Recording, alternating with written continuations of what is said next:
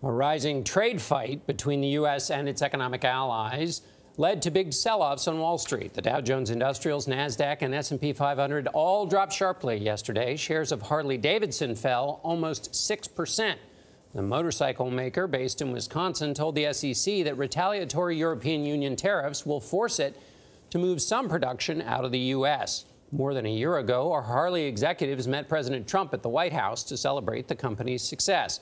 Yesterday, he claimed on Twitter, ultimately, they will not pay tariffs selling into the EU.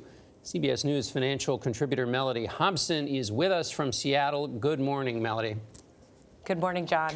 So you talked to some folks at Harley-Davidson. The president says, well, this will all get worked out. What are they feeling? So I talked to someone very close to the company, and they made it clear that this is a big problem. The company is very troubled by this, and they have to act because they have 40,000 bikes that they sell in the EU. It's their second biggest market. It represents 16% of their revenues, and they can't afford to lose the sales. So when tariffs go up by 25 percentage points, you have to do something because they feel they cannot pass on what would be on average about $2,200 per bike. They cannot pass that cost on to their customer. Hey, Mellody, have you heard how many American workers will lose their job? That's one question.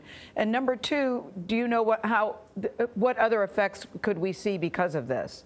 What are other impacts? So first, they're not saying what the job issue is. Now, there's some statements that have been made that jobs will not be lost in America, but they are also saying very clearly, and my source, again, close to the company, made it very clear to me that they feel like they have to hedge their bets in terms of production outside of the U.S. simply because of U.S. policy and not knowing how to deal with it. This is a company that prided itself on its Made in America themes, and they're saying we're being driven outside of the company, creating more jobs because we have to if we have to deal with these kind of trade war and tensions. The other follow-on effect that the person mentioned to me was, one, they have to invest incrementally in some of these facilities outside of the United States. They have not said where they are.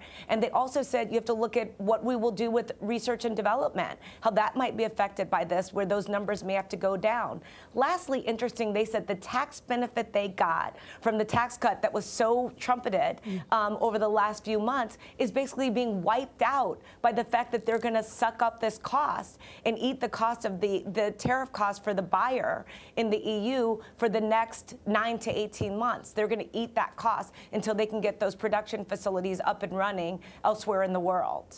All right. So nullifying the effect, right, is what you're saying, nullifying the effect. Interesting. That's right. All right. Thank you very much, Mellody Hobson. Always good to see you.